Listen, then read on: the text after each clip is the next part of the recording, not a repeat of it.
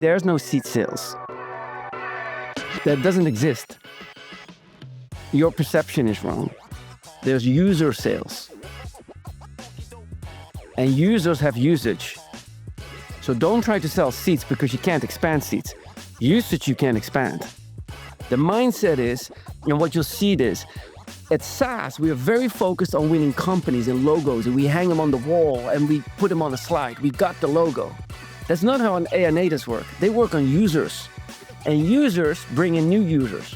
Logos don't bring in new logos. Users do bring new users. Welcome back, everyone. Today, I'm incredibly excited to be joined by a longtime friend and one of the most brilliant minds in the world of sales, Jacco Van Der Kooij.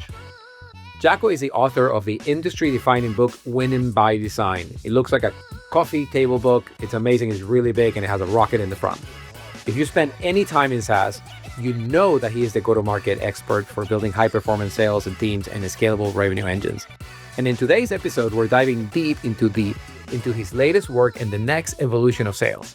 So we're moving past the traditional funnel and exploring Jacco's latest framework, which is called growth loops. We discuss how AI native companies are outperforming the traditional SaaS by removing human friction in growth systems, and why every executive team needs to shift from reasoning by analogy to first principles thinking, and how to stack growth curves to ensure your business doesn't just grow but compounds over the years. It's a masterclass in modern sales science, and I can't wait for you to hear it. So with that, let's get paid. I am so excited to have my good old friend, Jacco. Amazing to see you. You look so good for the time I haven't seen you, and life has been good to you, clearly. I heard that you're in Europe, so we caught up, and I can't wait to hear about like all the new frameworks. You are the craziest mind I ever met in sales. Craziest. Like you always have a framework for like the new age. So I can't wait to hear what's going on in sales, in your mind, in your frameworks in this new age of sales, in the age of AI. Good to have you. Oh, thank you for having me, Manny. Good to see you.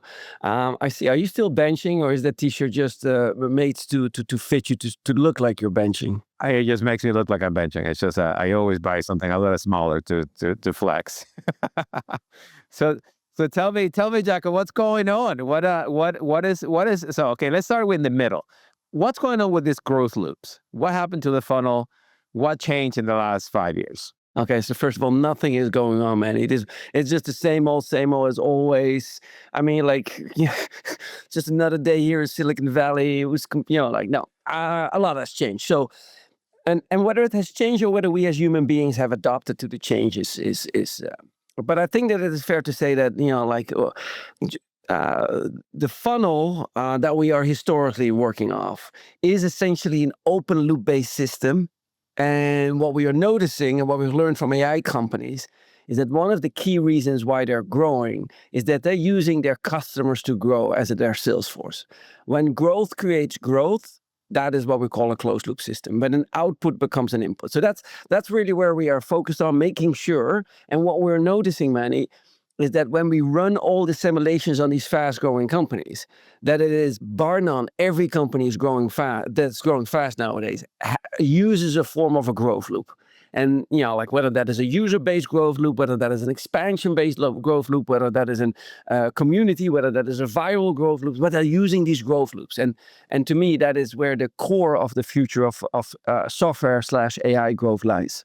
All right, so let's bring it down one notch to the commoners, to those who don't have degrees in electrical engineering like you do. So what is a growth loop? How does it start? How did it appear? Like, why didn't we have it before? Why does it exist now? Like, what's going on? So in simple words for the rest of us. Essentially, we always had it. Remember when Marketo and Eloqua became big? Yeah. And what they did is they started, we had people, the marketers, and marketing operations became a thing. John Neeson of Serious Decision, the waterfall, all that became a thing. And it became a thing because the marketers started talking about it. It was not just, like the Marketo started talking about it. And so what they used a new term in those days, marketing operations, and it launched a growth loop in which marketing operations started about talking about marketing operations, and those marketing operations people became marketers that started talking about marketing operations. So it started looping very quickly. And lo and behold, that market took off way faster than we had seen before. right? 100%. So that's a form of a growth loop. Yeah. So what is a growth loop that you're seeing in AI right now, and how did it start? I have to, I'm gonna, and you got to follow me a little bit, and then you got to just keep asking questions, and you're gonna find out. Hold my hand throughout the whole thing. Let's go. Yeah, software follows an S growth curve. Are you familiar with that? Yes, the S-growth curve. Yeah. Okay, let me ask you, why is it an S curve? I think it's because you have a moment of you sort of work hard on an innovation. The innovation takes off, and then it plateaus. And then and it sort of like follows the same pattern. And like an innovation takes a little bit to build, and then everybody adopts it, or like some event happens that makes it, grow really hot, and then it trails off. So most companies are just a series of S loops put together, and that's how you drive growth. Bingo, that's called stacking S curves. So let's start by the beginning. In order to grow, most things in nature follow an S curve. Your kid's length is an S curve. The way trees grow is an S curve. It is a natural pattern, okay? And that natural pattern starts in the beginning flat, takes very long for the seed to take the water and so on. Then it shoots out, right? It goes exponential fast for a little while. Then it flattens out, it keeps its steady state a little bit, and then it starts to flatten out, right? And that creates that S curve. And that S curve is because it hits a limit. Now, I'm going to give you an explanation on how that is, and it's all going to make sense. And at the end of this, people are going to go like, okay?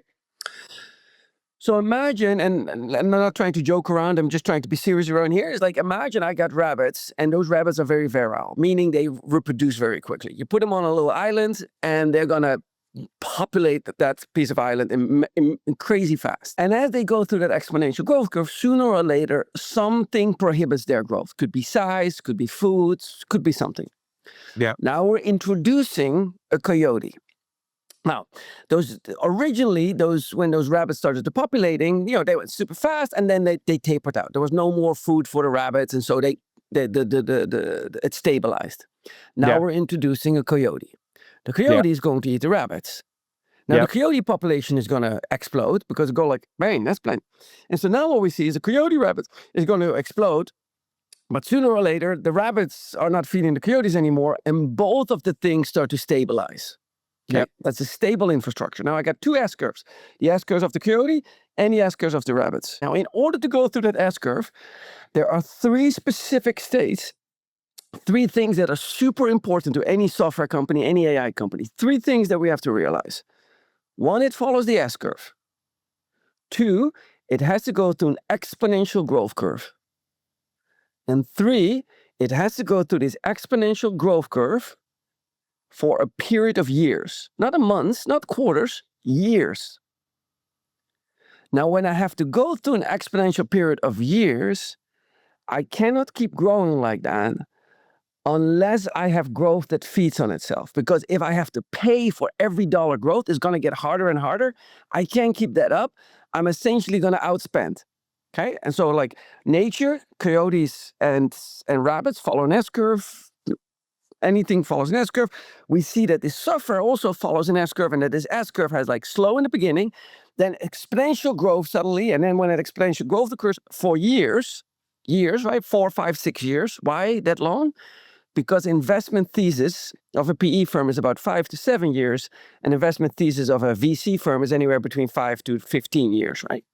And so you need to hold that growth up, because if you slow down, their valuation of the investment goes down, and they can sell it at a premium price.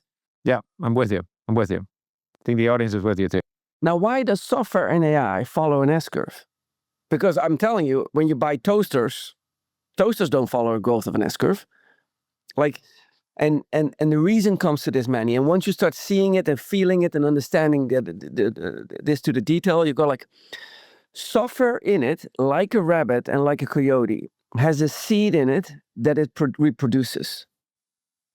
And that seed that allows it to reproduce is what you get when you get a DocuSign, or is what you get when you get an invite to join a Dropbox account. There's a seed that comes along with it that says like, hey, can you sign this document and you become a member of my community, right? And that seed allows it to exponentially carry. That is how that exponential growth creates. Now, if we go back to the birds and the bees, that seed needs to be propagated like by a bee. Guess who are the bees? The people, I guess. The people. We are. And so we click on those seeds, right? Like click on the document, click on this, and that allows us to grow. That means that we human beings have limitations. Now, if I look at how these things grow, like if I look at how software grows, and we can look at analogy in nature, we can go like, okay, how far can the bee fly? How much can it carry? All that creates the propagation factor of how fast a company grows. That explains to us why Lovable grows so fast. We can literally go back, simulate what is the nature of the product and why does it grow so fast? Which growth loops do it use? We can simulate that and we go like, now we understand their growth pattern. We can either copy it, we can disrupt it, we can show you what we can do with it. That is when we look at growth as a science rather than just as a mere like, hey, I got a cool product, let's see where it goes. And that obviously many companies do it that way. But in my opinion, far too many fail because they have a great product, they have a decent management team. They don't fully understand what's going on. But you and I grew up in the time of SaaS, right? Where you sold a seat and you empower the seat to do some work, right? Like DocuSign or Salesforce or whatever. The low levels and the replis did not exist during that period, right? And I would argue, just hear me out on this, that there is a few categories that could sort of like grow with that dynamic. Like again, lovable, replits, gammas, etc., where you do work and you show the work to somebody else, and that somebody else who sees your work wants to know what's up. There is a bunch of other companies like vertical AI agents, for instance, that don't have that kind of dynamic, right? Like where you build an agent, you sell it to you sell it to a call center, and the call center uses it, and that's it. It dies there. Like I don't know that there is a further loop post that, other than having a good customer being excited about your stuff. So how does that loop play into the world of SaaS moving to AI right now? What you're seeing is, and what you're coming is like, we have what we call 5 first order growth loops. And every business is dependent on different growth loops, which we're going to tackle in a second. Growth loops can be in different order. In the beginning, a viral growth loop may be very useful, but and so what kind of growth loops that, like there's 5 of them. What you'll see that certain business, for example, a $250,000 product, a call center product, its primary growth loop of growth that it's based on is expansion. It needs to expand. And so if the market overall is not expanding, then it cannot naturally expand. In that case, you said it earlier, we need to start stacking growth loops. So that company, that call center, now needs to add a new product that sells adjacent, preferably to the same buyers, and that just doubles the price or something like that, because otherwise it cannot naturally grow. Now, when a product stops growing because it can't stack S-curves, it becomes a bell curve. And so you'll see today, if you look at Dropbox, for example, Dropbox is launching Dash, right? It's launching a new service. It's trying to stack an S-curve. You look at DocuSign, it's launching a new product. And then what you notice is that they often are launching enterprise-grade products. They're going from an individual user, pro user product, small group product, to a big product. Right. Because analysis shows, and that is very worthwhile for your listeners and for many AI users, your growth, even based on AI, and any growth that is based on user or pro user base, taps out somewhere between in B2B at around 200,000 to 300,000 users. It reaches a certain maximum. At that point in time, the churn from individual users start to slow down that exponential growth so much that the growth curve no longer can sustain. Correct. We know that because we there's always an exception somewhere here and there, but this happens in like Superhuman is the most recent one, right? Was acquired by Grammarly. Like that was to me, I'm still using it. It's a fantastic product. But it tapped 100%. out right at that. It has a fantastic product, but it just can't. Why? There's too many users churning. There's plenty of new active users coming in, but it just can't keep up that exponential growth curve. That's why most companies, you'll see that most companies are able to grow on enterprise sales, which is why over the years, we always see like companies announce how many $1 million accounts they want. Suddenly in their quarterly reporting, you'll see their switch, and they suddenly start reporting about how many $1 million deals that they're closing, right? Because that starts to become the growth loop that they're based on. So will you argue that with the speed of innovation, with the speed of code shipping that we can do right now because of Claude and et cetera, you are stacking more growth faster, or is the fundamentals of growth catching up with you anyway? So even if you ship 1, 2, 3, 4, 5 innovations to the same buyer, eventually your churn catches up and you're stuck. Yeah, there's so many. Your question is so eloquent, and there's so many little hairy things in there. Essentially, the growth will always catch up. Every S curve will become a bell curve. Every one of them. Like the nature of what they call entropy. Right. We'll Nature all just return to the catches up. nature. Yeah. Now, what happens is, what we are noticing with AI companies right now is that their total available market, like when you're 11 labs and you come out, your total available market is right there. So you have a beautiful S curve all the way to the top. But as 11 labs is going to the top, we have a dozen other companies. And so essentially it brings the total available market down because, and so it's going steam up, but that market has an S curve too, because like suddenly I got 20 vendors vertically focused, right? And you have the ones that are so like price sensitive at the bottom too. They're going to start churning out, right? Because you found that so and so can do the same thing but cheaper. And the biggest churn factor is when these services go vertical. So suddenly when an audio service becomes for legal terminology or for particular accent, then suddenly that S curve starts to really dim. And so that's a factor, right? A factor is pricing changes. And so suddenly that S curve, which is measured in dollars, if the price goes by half, okay, that falls down. And so there's a number of factors that are associated with that. Now, we call that sameness. Like there's a level of sameness going around, like the sameness of products. And you see that often in a popular product range, like call recording. You know this better than anyone. How many companies can now record a call and give you a transcript? Like if you call me up and say, I got an AI tool that can give you a transcript, like welcome to the crowd, people, right? Like you get like the other day we have a Vietnamese coffee shop open here, a new one, a very cool shop. There was like literally a line around the block, right? You go like, okay, it's like welcome. It's like a new Vietnamese coffee shop you opened up. Join the line in the back end, right? That's right. That's right. And so the point is that is we see these, we can understand what a market is at and what it is doing, and then we can deploy. Like all we're saying is, if we know what's happening, then we can take an action on that. And so if you can stack an S curve on that, now not everybody can do that, right? Like you see how DocuSign and Dropbox, what a hard time they're having to stacking up an enterprise level new products that the Dash in case of Dropbox, and I forgot about DocuSign's the media center that they're launching.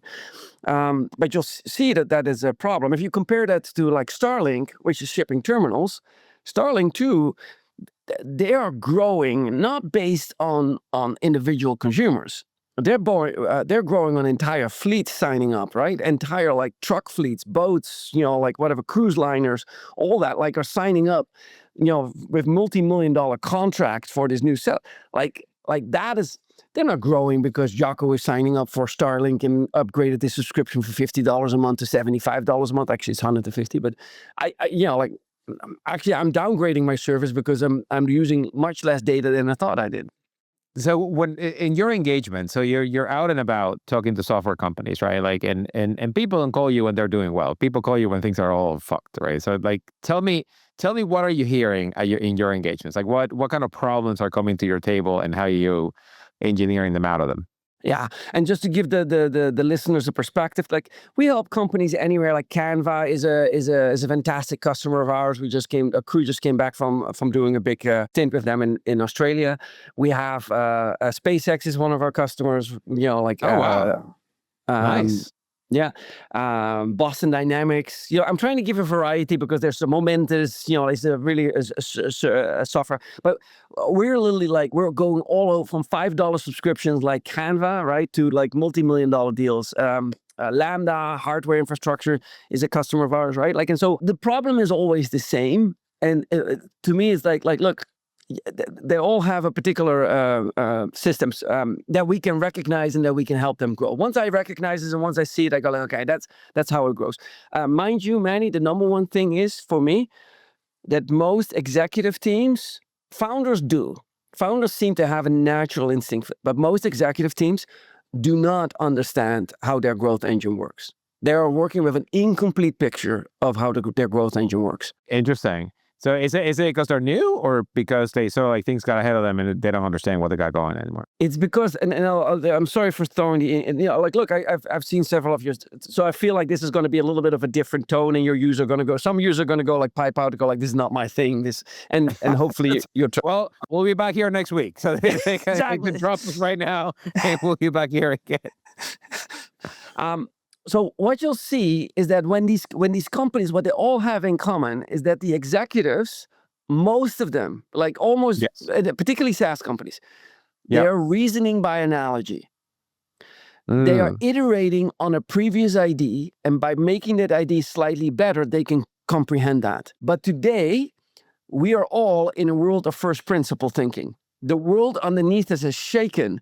And the best way to describe it is like, when Curry and Thompson came out with the three-point shot, that was not new. But the metrics they adhered to changed the NBA for a significant amount of years, right? When baseball started adhering to metrics, like that changed the game. When in Europe, when the Ineos team and in those days the Sky team started adhering team play in riding, that changed. When the ground era came in Formula One, that changed the game. Every time that this happens, there's a major change. Seahawks in defense changed the game. Absolutely, right? Like, and so when these first principles change, and you keep thinking and reasoning by analogy, you get very fatigued executive teams because they keep doing what they're doing and it no longer is working. And so when you ask me, Jacco, what do you see out there? I see fatigued executive teams. They are just tired. I think I'll throw more in there. Fatigue boards. I think the boards are also reasoning by analogy and by pattern matching, and they're fatiguing the CEO because they're asking them to do shit that doesn't work anymore. Dude, they're so fatigued of doing like this fatigueness, and you can't blame them. And now the fatigueness, and you and I both know this change of iteration, this change ain't slowing down. Like it will eventually slow down, like anything. But we're in that exponential technology curve right now, and we're going to see an acceleration over the next 3 to 4 years. It will slow down again, but people, they're hanging on, right? And we go we're ready? We're at the very beginning. Oh yeah, 100%. Yes, we're accelerating, right? Yes. Now, what you're experiencing in all this, and I'll give you a feeling. It's why is that a fatigueness? Imagine when Amelia Earhart flew her double-decker plane, like she had a stick connected with wires to the wings, right? Yeah. And in that case, human control will control the machine. Now, when Amelia Earhart starts flying that airplane at 10x the speed, at fighter jet speed, the human control is not capable, because like a bicycle, right? If you steer your wheel on a bicycle, it's fine, but if you steer your wheel on a motorcycle like that, you get ejected.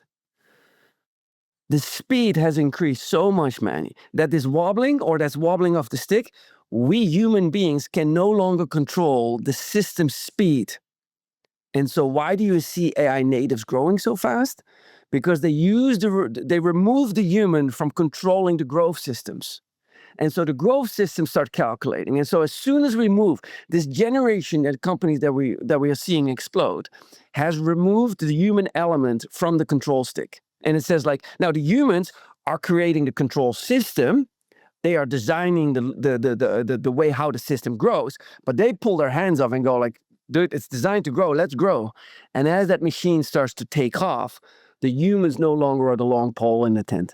Back to the customer base and then your customer base and what you're seeing in the market. So what are the patterns that you're uncovering in the growth loops of your customers in this moment, and how is it different from the same practice 10 years ago? Unfortunately, it's not. It's the exact same thing, and it's So we're still selling the same stuff to the same people. Yeah, but we make the same mistake. Companies Interesting. that grow fast listen to their customers. Companies that don't grow fast listen to the wrong customers or don't listen to the customers. Essentially, your customers are telling you where growth comes from, and your ability to listen to that determines it. Now, what AI natives have more common than SaaS natives, AI natives, by the very nature of it, listen to customers. And I often ask, and I would consider your listeners to challenge the following. If you're a regular sales, you run a sales force with like 20 salespeople or more, and your region, Spain suddenly sees a drop in win rate from an increase in win rate from 18% to 26%. How long as an executive before you take action on that? Now, I'm telling you what it is most measured. What do you think then, Manny? A quarter? A quarter. Okay. And you know what it is in AI companies. How long does it take in AI companies, Manny? But they will probably find out in hours or days and make a change. So my point is that's a different level of speed.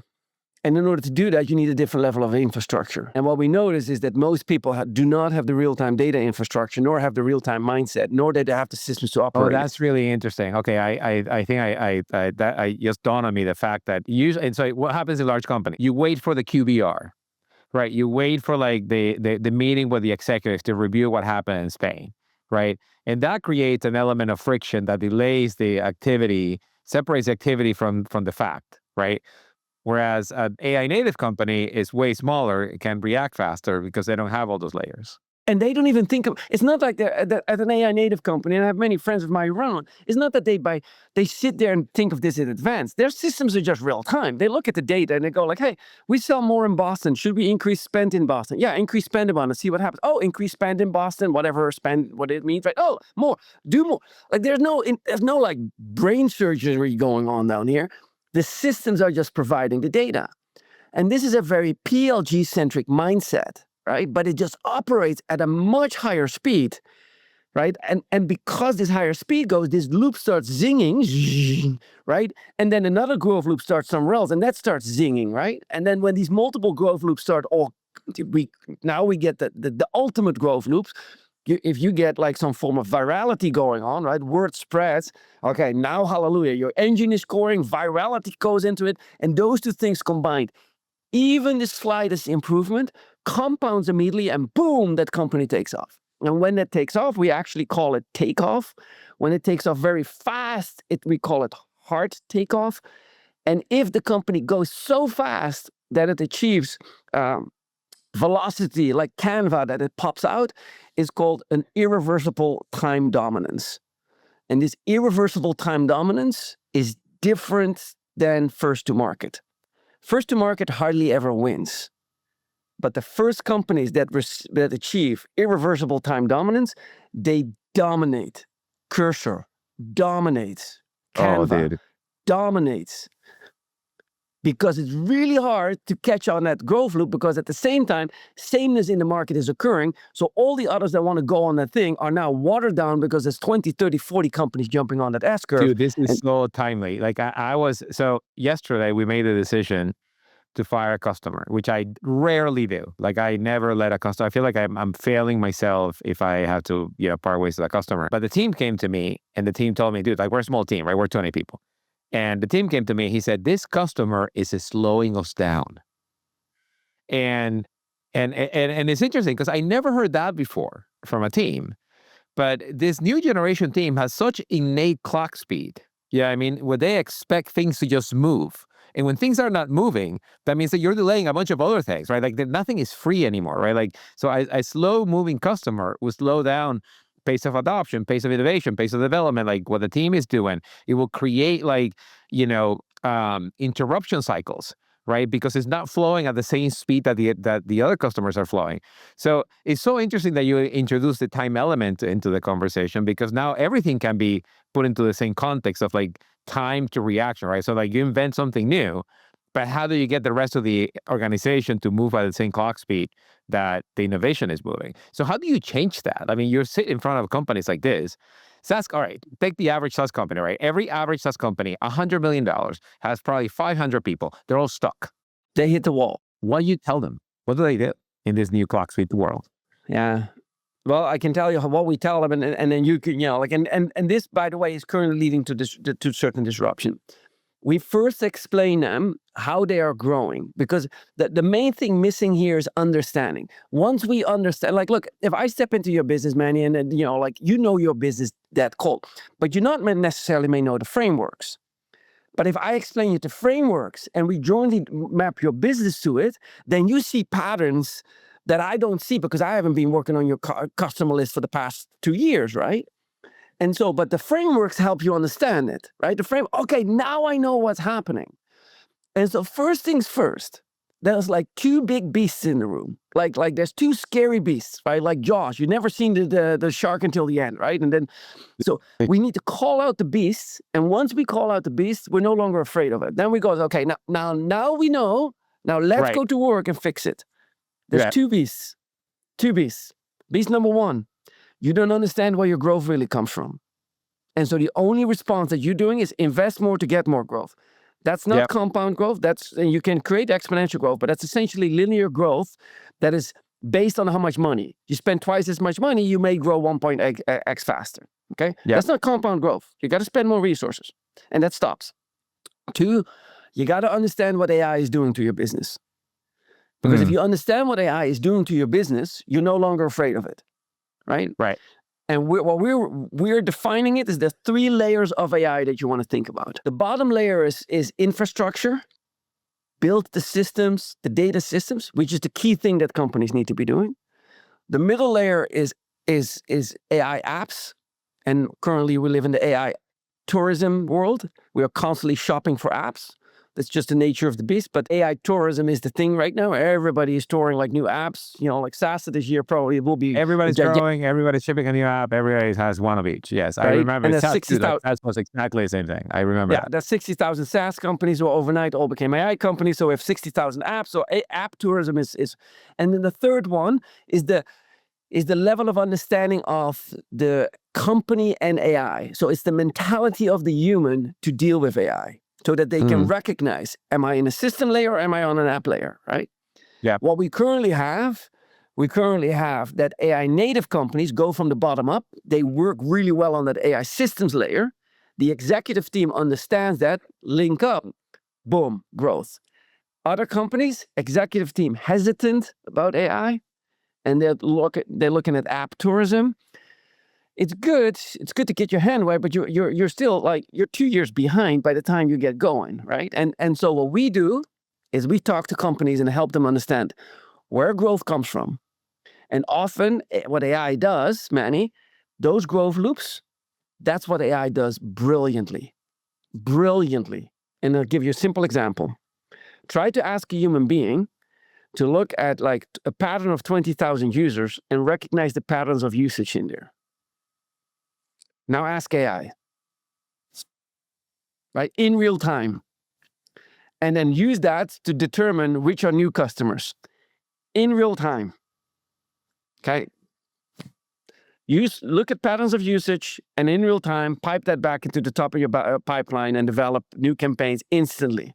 Like that loop thing, that's the goal. Interesting. The other piece that I've been thinking a lot about, and I want to get your take, is the systems that we have created for ourselves from SaaS are holding us from growing in AI.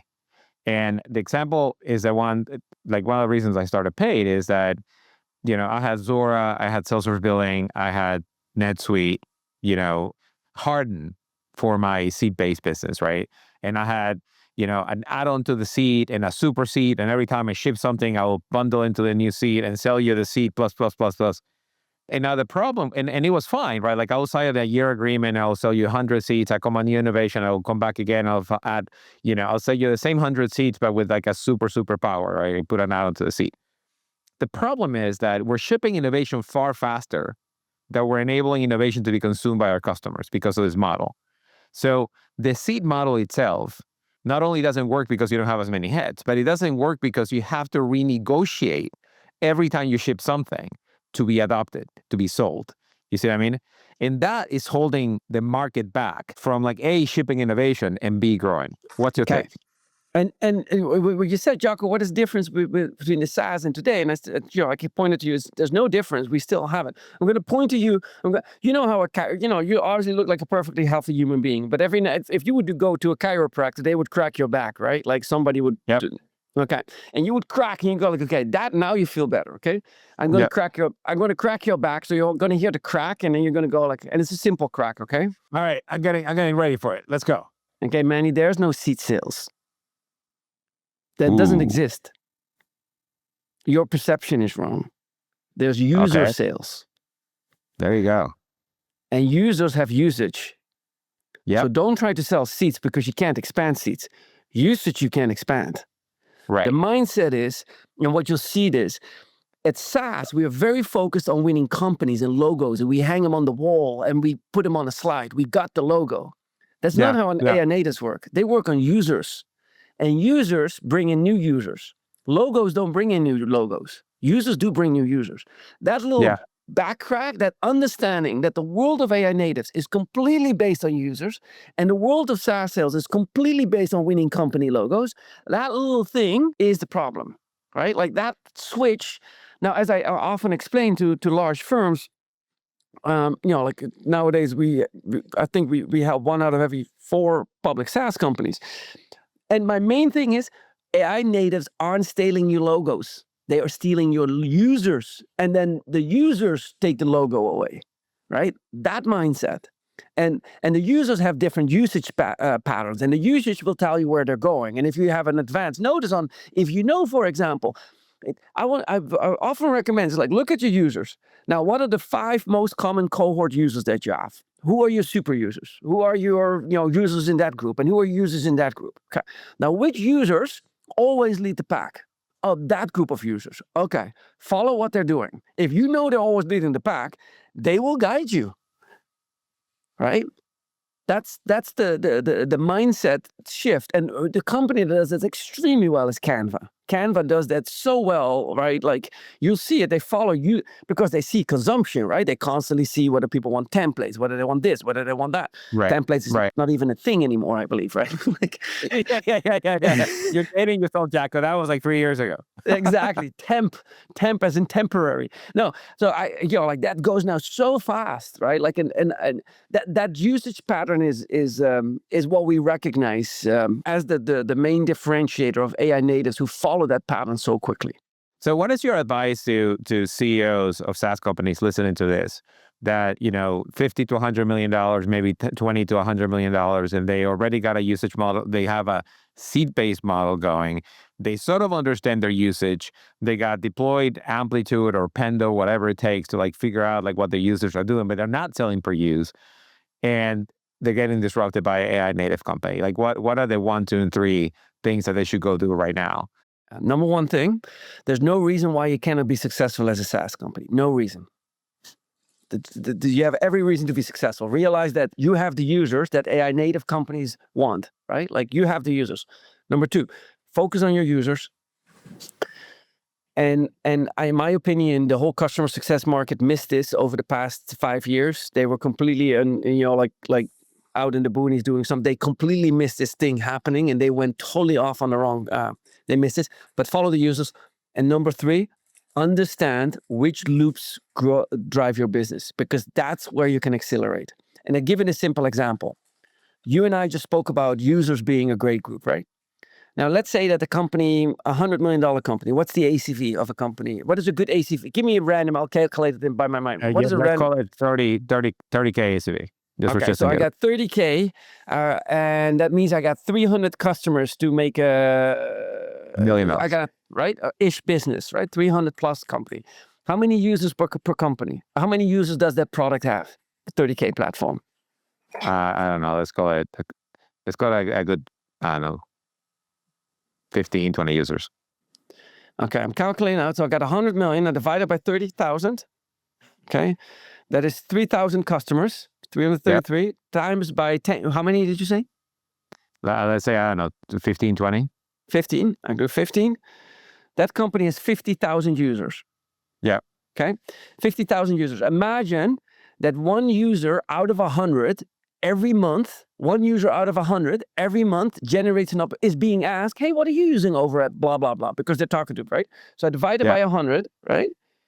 Yeah. So I got 500 quality opportunities being generated every month.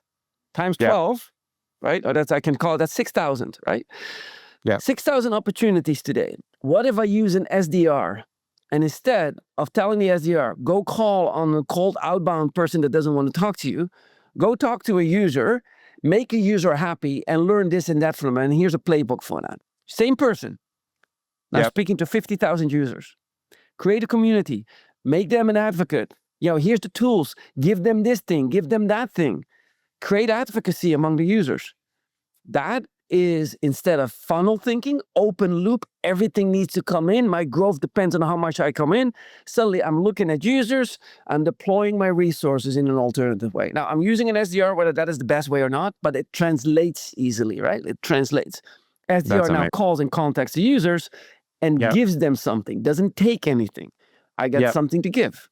You know what I love about this? Every customer has exactly that profile. Every single customer, every single company that I know that is between 20 and 100 million has at least 500 users that are, to some degree fans because they're still on it, that you can call and ask them to make an intro, to put a good word, to do whatever it takes to recommend. Such a simple framework, yet so hard to do. You made a mistake. You made a little adjustment. You said who you can call up. How do I get companies to do that without calling them up? You just make him, I don't know, I put a referral button, make sure they're happy, ping him, ask him to share some screen with somebody else. Like you just share your excitement. So number one thing, Manny, we got to design into the product the seed of propagation. How does the seed propagate? Does it have it in your product? Is it easy? Then the second thing is, how easy is it to propagate? How easy is it for the bee to fly to the next flower? Is it like a mile down, or is the flower right next there, right? Is it the seed so heavy that the bee cannot carry it, right? Or is it like a super light seed? How fast does the bee fly? And all this analogy from nature can be applied back. You can literally use AI to see okay, based on this propagation, I just learned from Jacco at Winning by Design, this. And you can analyze your business with it, and it tells you, it will already tell you, go to your website and tell you if you have your seats in it or not, right? What you're doing right now is you start to feel the adjustment in thinking. Yeah, you can see it right now. My mind is going real quick as to what can I do myself and what can I tell my customers to go do. And building the seed in the product, I always say the following. Your toaster today, well, some toasters do, but your toaster today doesn't have a seed in it. It doesn't go talk to the toaster next door and says hey, how are you doing? It doesn't, right? It doesn't grow a third slot overnight and say oh, I got an extra slot that I grew, right? It can't expand naturally. Metal in, toaster out, no growth loop. However, software has that seed, it carries that seed, and that's why software follows that S-curve. And that's why when cursor takes off, it's like rabbits, and then the coyotes come, and then you'll see these S-curve change, right? And then the market comes down, right? And all of this follows a natural pattern. The main thing that has changed is the velocity. So the S-curve that used to be like this big has suddenly collapsed, right? So it goes whoop. That is the thing, velocity. And when things go fast, humans are not the best way to control us. We create control systems. We do that very well. We build fighter jets that go really fast. But the stick no longer is connected to a wire. It's connected to a control system, right? This age of we want to control everything manually and we're moving to systems, that's what you're experiencing. That's the old generation, SaaS generation, and the new generation. I'm so stoked from this conversation right now. I feel like I need to go do some growth loops in my product. I feel like I need to go run, talk to some people, put in some growth loop in the product. I need to talk to Abhijit to put some growth loops into outreach. So there is so much to do. Jacco, thank you so much for spending this time with us. This has been amazing. May I insert one thing? And I briefly have to grab it. Please do. Bring it in. We've created a magazine. We have created magazines. So right? And so this was issue number 1. This was Canva is all issue number 1. Issue number 2, we got Rich Liu from Navan in there. But we believe I so strongly believe that we're in the era of open loop, aka funnel based to growth loops. That we built an institute for this, that we built, we're teaching this as many executives as we can. Because once they see it, like you see, look, if you're a SaaS company, Manny, my thing to you is the following. It doesn't matter whether you're an AI native or not, or a SaaS native. It matters, the growth loop really is what matters, right? And the conversion that you can build. And so that's the reason why we built the Growth Institute. We teach about growth loops. That's the thing we do nowadays at Winning by Design. That's amazing. What a great place to close it. Thank you so much, Jacco. This is amazing. I am so excited for this Growth Institute and this growth thinking. It's going to be in my head now. You're living in my head rent-free yet again. This is why I can only talk to you about once a year. Now, when you talk to other people about it, what do we get, Manny? That's right. You get a growth loop. And now I am about to go talk to a bunch of other people and asking what your growth loop is. And people are going to stare at me like I have a blank face. And I'm going to be like, well, you need to pick up the magazine and talk to Jacco a little bit about this, or listen to the podcast and you'll understand. Thank you so much, Jacco. It's been amazing. You're most welcome. And it was a pleasure. And it was great to see you. And to all the listeners, have this 2026. Can we make it the year of joy? There's plenty of things going on. Let's not look at the outer world. Let's just make it the year of joy. If you like the podcast, click like or subscribe. We are on the Apple podcast platform. We're on the Spotify platform. We're on the YouTube platform. We are on all major platforms. We're always fresh. Every week it comes out. Let's get paid.